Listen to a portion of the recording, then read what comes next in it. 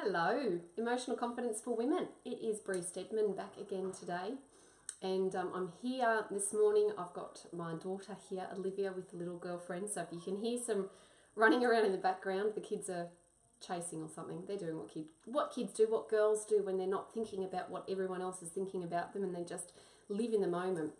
We learn so much from girls, and isn't it funny? We're all like that. At some point in our life, we were so busy just being that we didn't think about other people. And how awesome would it be if you could get back to that point? Because it is totally plausible for you to get there. I don't know where that came from, but little message for you for this morning to start up. So I watched a video this morning of someone that I know, and he was doing this video on arguments and how when two people are arguing, you know, we're essentially just throwing words back and forth at one another. And it got me to thinking about how we as individuals argue with ourselves. We argue with ourselves and it shows up with head talk because we're wanting to do something and then our head talk argues with us and tries to talk us out of it, or it tries to point out the negative, or it points out the limitations to whatever it is that we want. So we are in fact arguing with ourselves, which I just kind of find quite a fascinating kind of thought, because when we recognize that we are in fact arguing with ourselves, you can only have an argument if you continue to buy into the other person, or you buy into the story that you are saying to yourself. It's the only way you can have an argument. Otherwise, it's just a one-way conversation.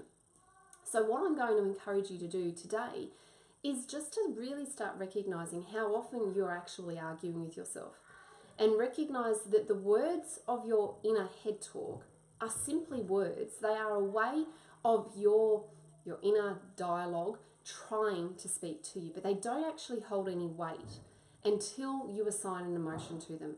Words are just words, stories are just stories until an emotion is assigned, and then it becomes something else. And like I've suggested in the past a number of times, and particularly because I'm working with you as a woman, and you as a woman are far more emotional, we have to stop putting all of our focus and energy on the words. We have to stop putting our focus and energy into the stories, and we have to start bringing it back to what really matters, and that is the emotion that connects and ties everything together. So my advice for you this weekend, and I can see I've got a couple of you on. Hey Erina, yes, it does take two. Once you realise what is happening, I show them the door rather than give them a chair and a cuppa.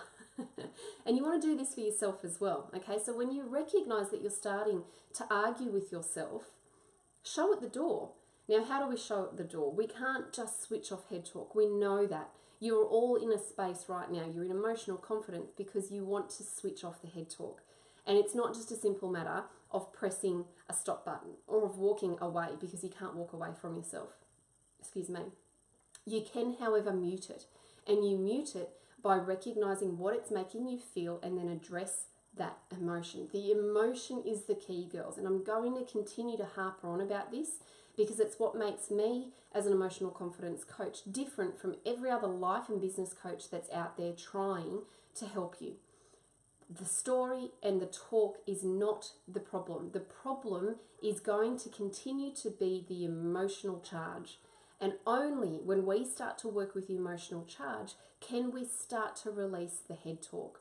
So the challenge for you this weekend is every time you recognize you're either arguing with yourself, and even if you're arguing with someone else, identify what it's making you feel and then bring that into focus. Now that I know I'm feeling angry, what can I do about it? Do I need to work on one of the strategies that Bree teaches? Can I do something different in this situation to walk away from the anger? Am I feeling sad? What can I do to rephrase the sad? Okay, acknowledge the emotion, feel the emotion because that is who you are as a female, and then aim to be proactive about doing it. Now, of course, I make it sound easy because for me it is. I address it so frequently that it doesn't hold the long-standing charge that it does for you right now.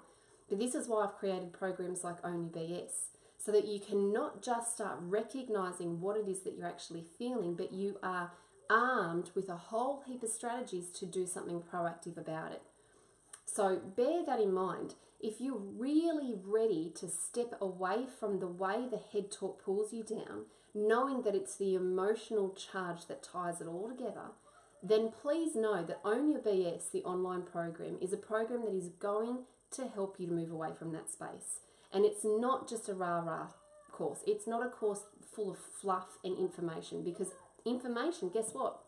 Information is just words. They are just more stories until you do something with them. So it's a course that teaches you, but then gives you the practical strategies that you can implement and practice until they become habit. And let me just finish by telling you a really quick story. So a couple of days ago, my husband misplaced a large sum of money that he's been saving up for a holiday for us at the end of the year. And him and I both hit panic stations. We were just distraught because, you know, I know from a wife's point of view, I know how hard he'd saved this money, and I know how proud he was to be able to say, this is what I've done for our family. And he was obviously gutted because he's worked really hard for this money. Anyway, my kids, whom I have been teaching these strategies to for 5 years now, were walking around the house going, Mum, there is no point in getting all caught up in emotion right now because it's not going to solve anything. So what are we going to do? We need to calm you down first. So then they both, separate to each other, walked me through strategies so that I could get back to center and calm, so I could see the situation and try and focus on solutions rather than the, what if? That's the power of strategy. That's the power that you as a woman have, because when you know the strategy, you being female, we share. We love to share. So when we can share a strategy with someone else, we're giving the gift of empowerment.